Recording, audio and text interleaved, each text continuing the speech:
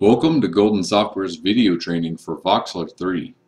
Voxler is Golden Software's 3D data visualization program. Voxler can create many different 3D map types such as isosurfaces, height fields, vol renders, contour maps, and well renders. In this demonstration, I will cover creating and editing isosurface maps. Isosurfaces are three-dimensional shaded renderings from lattice files. The isosurface displays a constant value surface for a component and separates regions less than the selected ISO value from regions greater than the selected ISO value. Click File Import and select the gold concentration.dat file located in the Voxler samples directory and click Open. The default settings are appropriate for loading the data, so click OK in both the data import options and the selected data columns dialogues. Click on the data file, then click Network Computational Gridder. Click on the Gridder module and in the Properties window, click the Begin Gridding button. When the gridding is complete, choose Network, Graphics Output, Isosurface. To change the properties of the isosurface, click on it in the Network Manager to select it. All of the properties are shown in the Property Manager. The Input option shows the module name that is connected to the isosurface. The ISO value is the component value that the surface is showing. The generated surface separates data less than this value from data greater than this value. To change the value, click on the dragger and drag the bar to the left or right.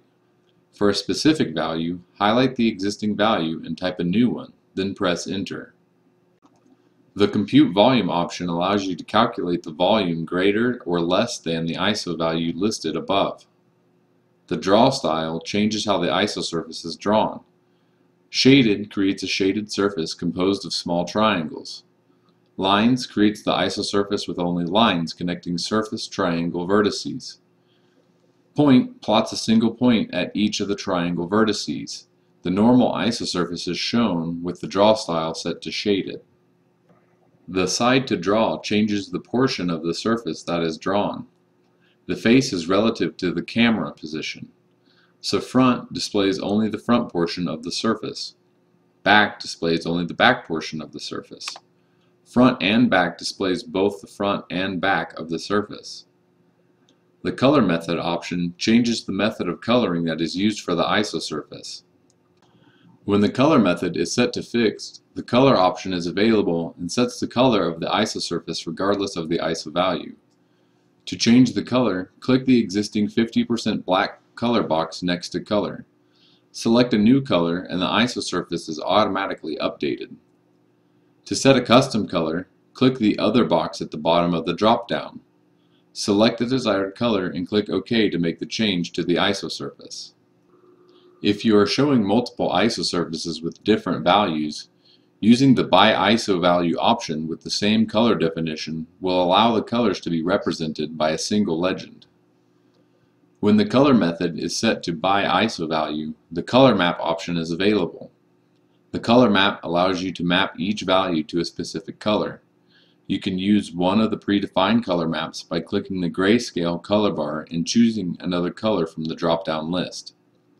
You can define additional color maps or change the properties of the currently selected color map by clicking the ellipses button to the right of the color scale bar. This opens the color map editor, which will be discussed in a future video. The Material section contains options to change the surface appearance of the isosurface. Click the plus sign next to Material to display the material options. The specular color is the color that is added to the specular highlights. The specular highlights are the locations on the isosurface where the directional light hits and bounces off the surface. To change the color, click on the existing white color box.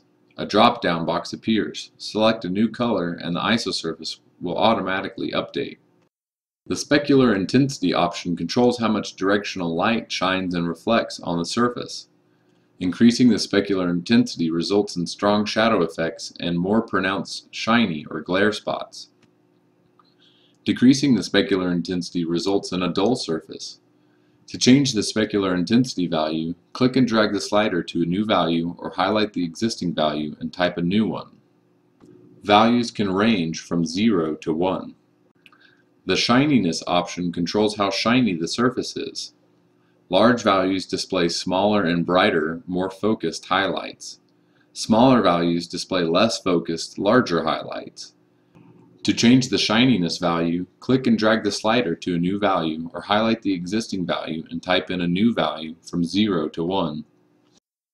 The opacity option controls the opacity or transparency of the isosurface. The larger the value, the more opaque the isosurface is.